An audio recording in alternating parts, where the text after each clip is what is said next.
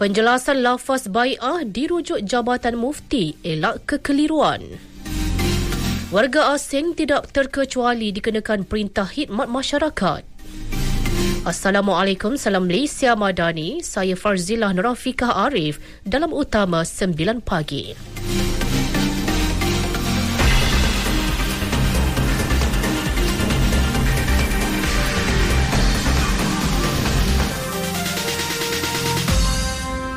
Penjelasan mengenai lafaz bai'ah dalam kalangan parti politik tertentu akan dirujuk kepada Jabatan Mufti untuk mengelakkan kekeliruan dalam kalangan masyarakat. Menteri di Jabatan Perdana Menteri Hal Ehwal Agama Dr. Zulkifli Hassan berkata, penjelasan yang akan dikemukakan kelak adalah berlandaskan sumber sahih serta pandangan pihak berautoriti bagi memastikan kefahaman tepat supaya dapat disampaikan kepada masyarakat. Kita akan adakan pencerahan dan penjelasan daripada pihak berautoriti dan kita ingin memberikan pandangan yang sebaiknya berdasarkan kepada sumber yang sahih, yang terbaik. Dr. Zulkifli Hassan. Penempatan semula mesin pengimbas berteknologi tinggi di pintu pelepasan lapangan terbang antarabangsa Kuala Lumpur KLIA Terminal 1 bermula Khamis lalu berjaya melancarkan pergerakan penumpang selain meningkatkan tahap keselamatan. Menurut Ketua Pengarah Jabatan Kastam Diraja Malaysia JKDM Dato' Anis Rizana Muhammad Zainuddin, langkah itu bukan sahaja menjimatkan masa penumpang, malah mengurangkan kesesakan terutama pada waktu puncak. Hasil kerjasama erat antara Jabatan Kastam Diraja Malaysia dan Bahagian Keselamatan Penerbangan FSEC Malaysia Airport Sepang Sdn Bhd, pendekatan pengimbasan dan pemantauan berasaskan penilaian risikan serta analisis trend telah diperkasakan. Usaha ini telah membuahkan hasil yang positif di mana kes penipuan dadah menunjukkan penurunan yang ketara dari bulan Disember 2023 hingga Disember 2025 dan Jabatan Kastam Diraja Malaysia turut menerima surat penghargaan daripada Kastam Korea atas keberkesanan langkah-langkah yang telah diambil. Tambah Dato' Anis Rizana, penambahbaikan itu selaras usaha kerajaan dalam meningkatkan keselamatan negara serta menyokong kempen Tahun Melawat Malaysia 2026.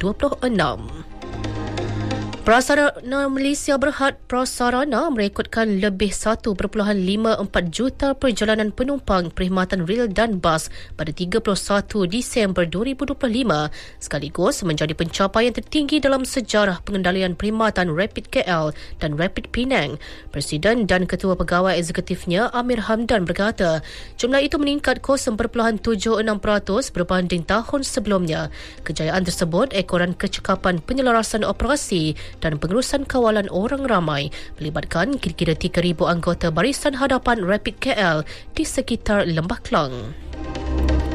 Keputusan kerajaan mengekalkan kadar tol di 10 lebuh raya utama bagi tahun 2026 memberi kegembiraan kepada pengguna termasuk pengguna lebuh raya Duta Ulu Klang Duke.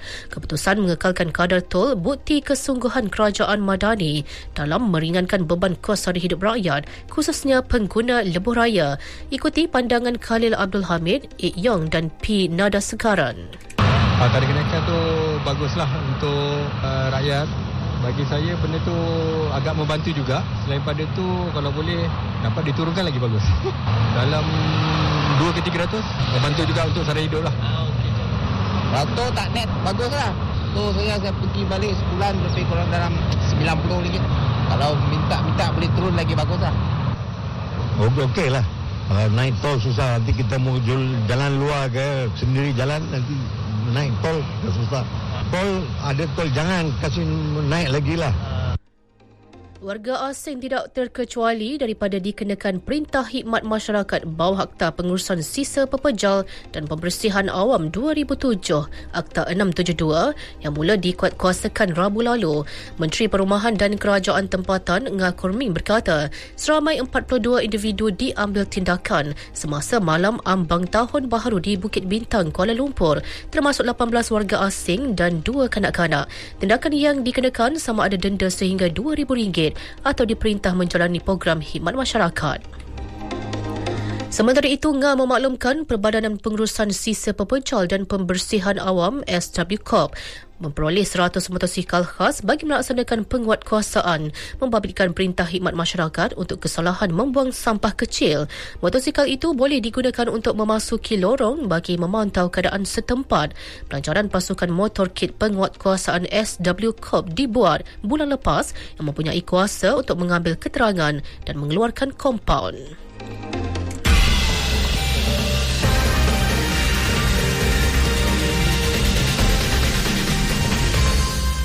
Berita seterusnya. Seramai 617 pegawai dan kaki tangan Jabatan Kebajikan Masyarakat JKM di Sarawak bersedia digerakkan sepenuhnya bagi menguruskan perkhidmatan pengurusan bencana di negeri itu. Menteri Pembangunan Wanita, Keluarga dan Masyarakat Datuk Seri Nancy Shukri berkata, kesiapsiagaan tersebut merangkumi kekuatan sumber manusia pelbagai unit sokongan JKM bagi memastikan kebajikan penduduk terjejas terpelihara. Seramai 13 pegawai psikologi turut disediakan bagi memberi sokongan kesihatan mental kepada penduduk terjejas. Selain pasukan sokongan psikologi yang melibatkan seramai 270 anggota serta 230 sukarelawan JKM yang bersedia membantu di lapangan. 70 lampu diod pemancar cahaya LED bakal mewarnai sekitar Bukit Bintang pada malam ini bersempena Festival I Light You yang merupakan acara pembuka tirai tahun melawat Malaysia 2026. Timbalan Ketua Setiausaha Kemampanan dan Perancangan Strategik Kementerian Perumahan dan Kerajaan Tempatan Muhammad Hazli Ahmad berkata, festival tersebut menghiasi keindahan lanskap bandar melalui penggunaan teknologi pencahayaan moden dan lestari. Projek I Light You bermula pada pukul 7.30 malam. Majlis pelancaran akan disempurnakan oleh Perdana Menteri Datuk Seri Anwar Ibrahim. Luar negara, Menteri Luar Iran Abbas Araghchi mengecam kenyataan Presiden Amerika Syarikat Donald Trump pada Jumaat sebagai melulu dan berbahaya. Trump sebelum itu mengecam untuk campur tangan bagi menyokong penunjuk perasaan yang turun ke jalanan di Republik Islam Iran. Beliau menegaskan kebanyakan protes berlangsung secara aman.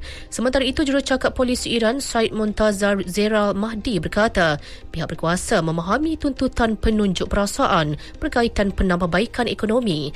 Protes minggu ini merupakan yang terbesar sejak demonstrasi besar-besaran pada 2022 susulan kematian seorang wanita muda dalam tahanan yang melumpuhkan Iran selama beberapa minggu dan mengorbankan ratusan nyawa. Datuk Bandar New York Zohran Mamdani menandatangani perintah eksekutif pada hari pertama beliau memegang jawatan yang bagi membatalkan siri arahan yang dikeluarkan oleh pendahulunya Eric Adams, termasuk langkah-langkah yang sebelum ini dikemukakan sebagai sokongan kepada Israel. Menurut perintah eksekutif yang dikeluarkan oleh Mamdani pada Khamis, semua arahan yang ditandatangani pada atau selepas 26 September 2024 dan masih berkuat kuasa sehingga 31 Disember 2025 adalah dibatalkan, manakala perintah eksekutif terdahulu kekal berkuat kuasa melainkan dipinda atau dimansuhkan. Sukan juara bertahan Johor Darul Takzim JDT akan memulakan misi memburu gelaran Piala Malaysia kali keempat berturut-turut bertemu PDRF FC pada perlawanan pertama pusingan 16. Ia dijadual berlangsung pada 17 Januari ini. Pada majlis undian malam tadi, skuad Harimau Selatan terlebih dahulu akan bertandang ke kubu lawan sebelum melayani kunjungan PDRM di Stadium Sultan Ibrahim Iskandar Puteri di Johor. Sekiranya berjaya mara ke suku akhir, jadi bakal berdepan antara Melaka FC dan Sabah FC yang diundi dalam laluan sama menuju ke pentas akhir. Pada masa sama, juara 2021 Kuala Lumpur City FC diundi bertemu pasukan Liga A1 Semi Pro Perak FA, manakala satu lagi pasukan Semi Pro UM Damansara United akan berdepan Terengganu FC. Dalam satu lagi laluan ke akhir, juara 33 kali Selangor FC akan bertemu Kelantan The Real Warriors FC dengan pemegang bakal membuat perhitungan menentang antara Immigration FC dengan Negeri Sembilan FC. Sementara itu, Kuching City FC diundi bertemu Penang FC. Pasukan Semi Pro Kelantan Red Warriors FC pula dijadual berdepan DPMM FC.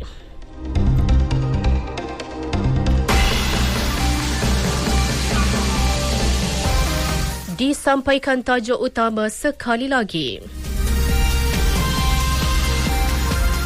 Penjelasan lafaz bai'ah dirujuk Jabatan Mufti elak kekeliruan. Warga asing tidak terkecuali dikenakan perintah khidmat masyarakat. Sekian berita yang disunting oleh Mardiah Muhammad Zain dari Pusat Berita RTM. Assalamualaikum, salam Malaysia Madani.